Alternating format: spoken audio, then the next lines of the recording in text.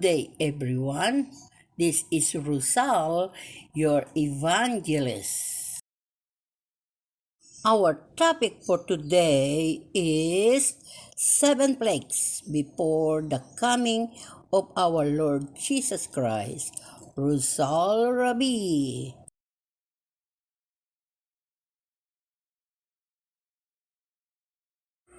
Revelation 15:1-2. At nakita ko ang ibang tanda sa langit, dakila at kagilagilalas, 7 anghel na may 7 salot, na siyang mga panghuli. Sapagkat sa mga yaoy magaganap ang kagalitan ng Diyos.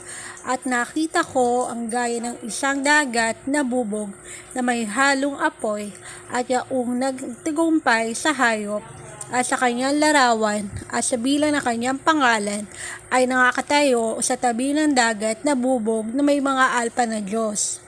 And I saw another sign in heaven, great and marvelous, 7 angels having the 7 last plagues, wherein them is filled up the wrath of God.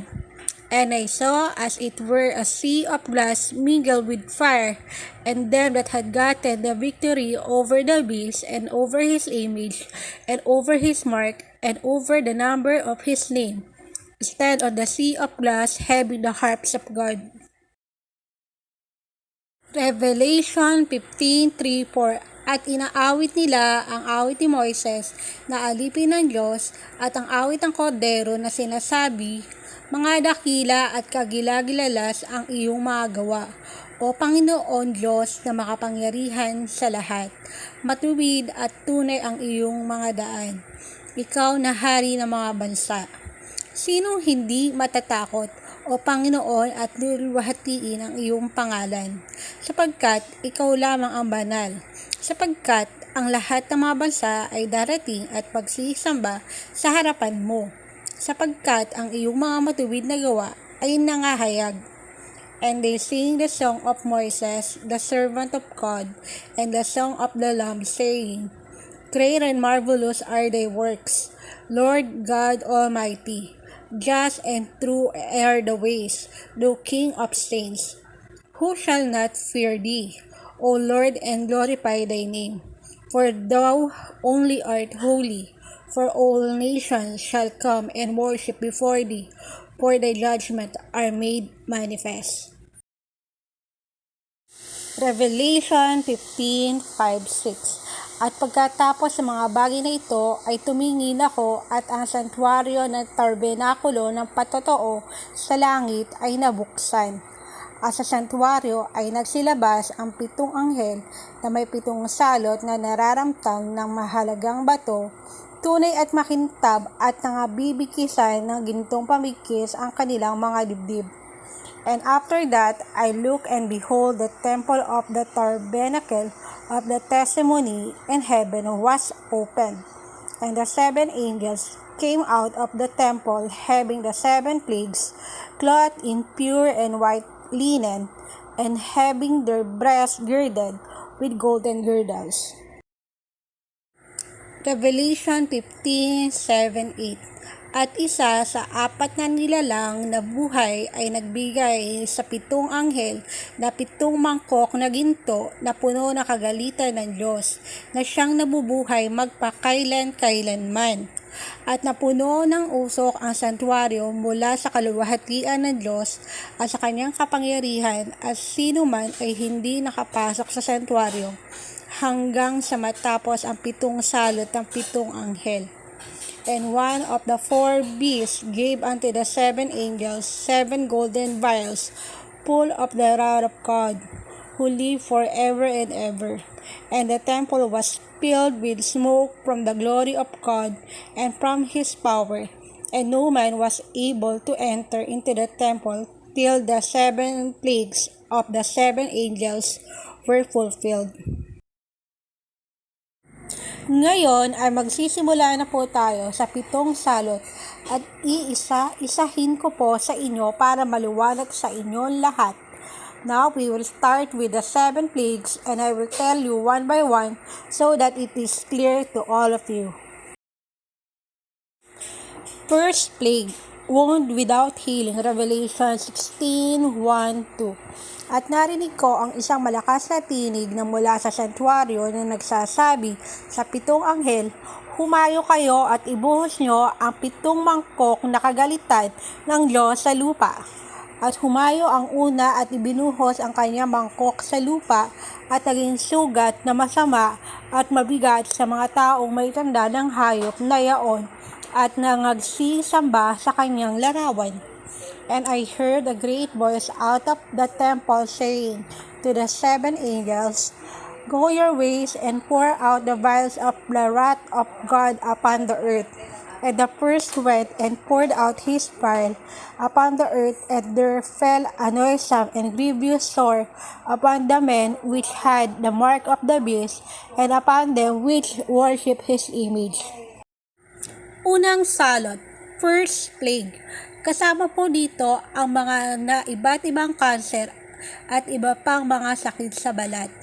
This includes various types of cancer and other skin diseases. It's been happening for a long time. The second plague spilled blood into the sea, and the third spilled blood into small rivers. Revelation 16:3-4. At ibinuhos ng ikalawa ang kanyang mangkok sa dagat at naging dugo na gaya ng isang patay, at bawat kaluluwang may buhay sa makatuwid ay ang nangasa dagat ay nangamatay.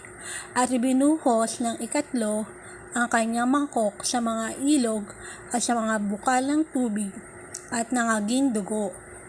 And the second angel poured out his vial upon the sea, and it became as the blood of a dead man, and every living soul died in the sea. And the third angel poured out his vial upon the rivers and fountains of waters, and they became blood.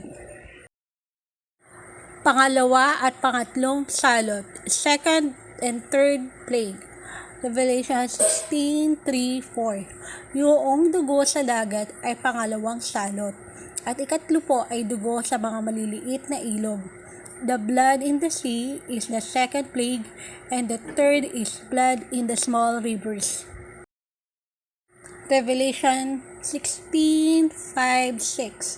At narinig ko ang anghel na tubig na nagsasabi, "Matuwid ka na ngayon at nang nakaraan, o banal, na sapagkat humatol ka na gayon. Sapagkat ibinuhos nila ang dugo ng mga banal at ng mga propeta, at pinailom mo sila ng dugo. Ito'y karapat-dapat sa kanila."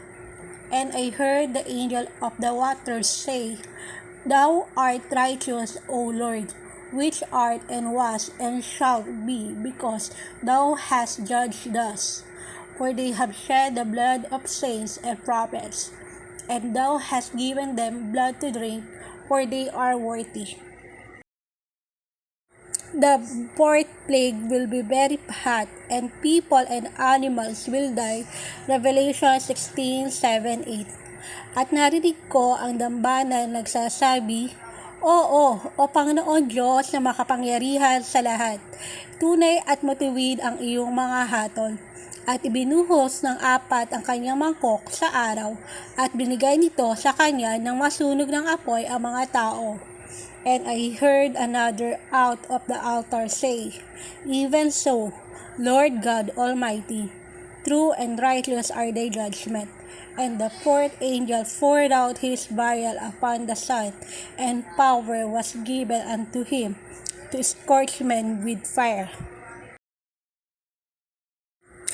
The fifth plague will darken the whole world. Revelation 16:9-10.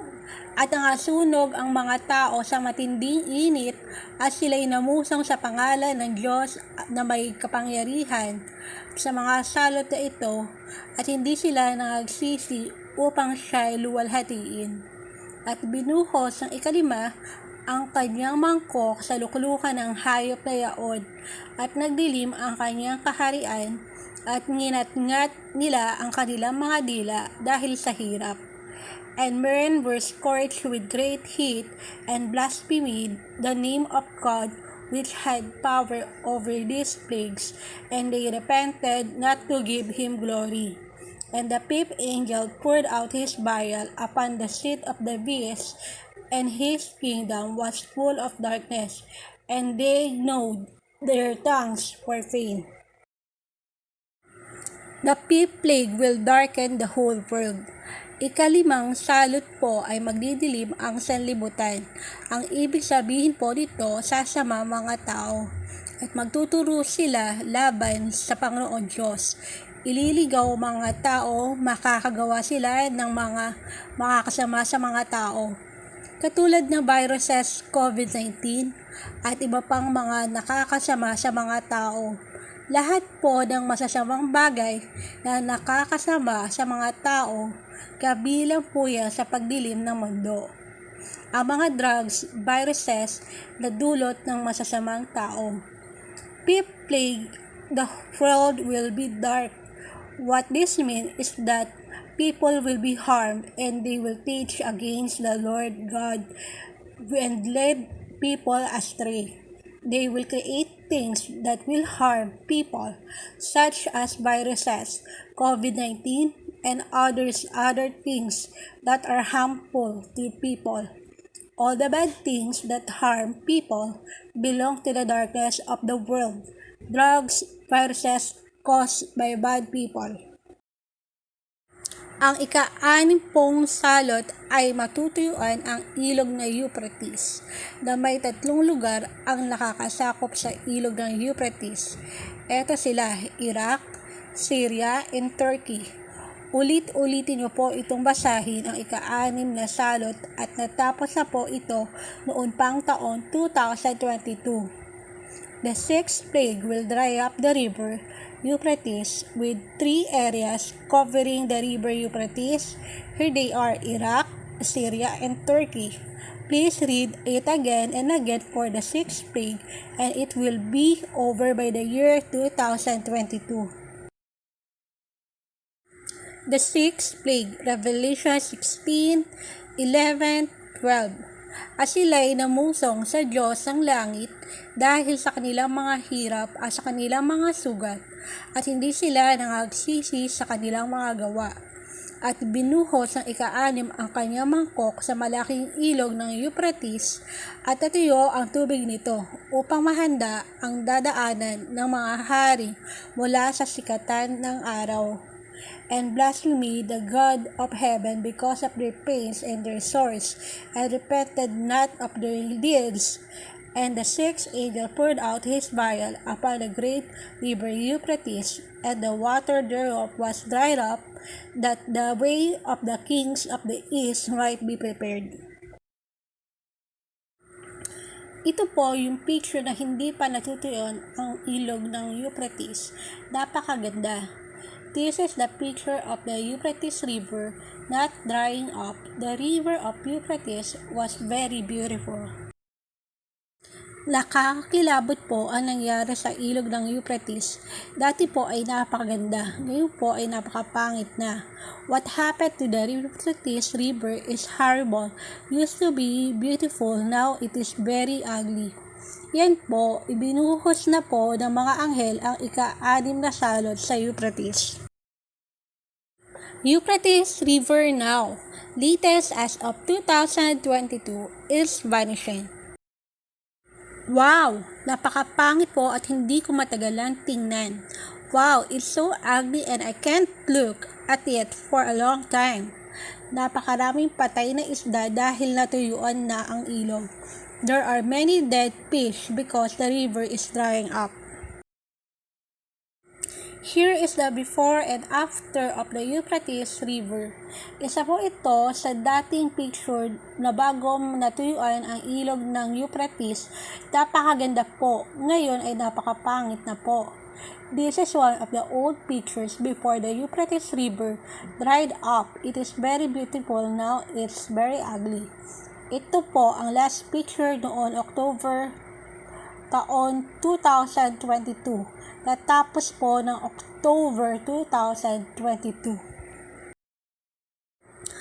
Ang nakakasakop po ng ilog ng Euphrates ay ang Iraq, Syria, and Turkey. The ones that cover the Euphrates River are Iraq, Syria, and Turkey. All we are waiting for this seventh plague, which will come later, and the Lord Jesus Christ will come. Ang una po at hanggang ika-6 na salot po ay natapos na po. Ang hinihintay na lang po natin ay yung ika-7 salot, lilindol na napakalakas na hindi pa nangyayari simula ng lalangin itong mundong ito, na may kasamang kidlat at kulog. The first and until the 6th plague is over. What we are waiting for is the 7th plague, an earthquake very strong that has never happened since this world was created, with lightning and thunder. Ito po, ika-7 salot. Maghintay na po tayo sa magaganap, pero kasabay po noong maghanda po tayo. Here is the 7th plague. Let's wait for what will happen, but at the same time, let's get ready. Heto na po, sumakay na po ang ating Panginoong Hesukristo at papunta na dito sa lupa para po tayong mga nakahanda na ay kukunin na niya at dadalhin po tayo sa langit kung saan po siya ay naroon ay doon din tayo. Our Lord Jesus Christ is now boarding and is going here on earth for those of us who are ready. He will take us to heaven. Where He is, there will be there too. King Jesus will reign. Heto po ang pagdating ng ating Panginoong Hesukristo. Kasama niya ang kanyang mga anghel. At siguro po napakalakas na ingay na sanhi ng mga kabayo. This is the arrival of our Lord Jesus Christ. He is with His angels, and maybe the noise caused by the horses got up. Kasama ka ba sa kukunin ng mga anghel at dadalhin sa langit? Are you with the angels who will take you to heaven? Thanks for watching and reading Rizal Rabi.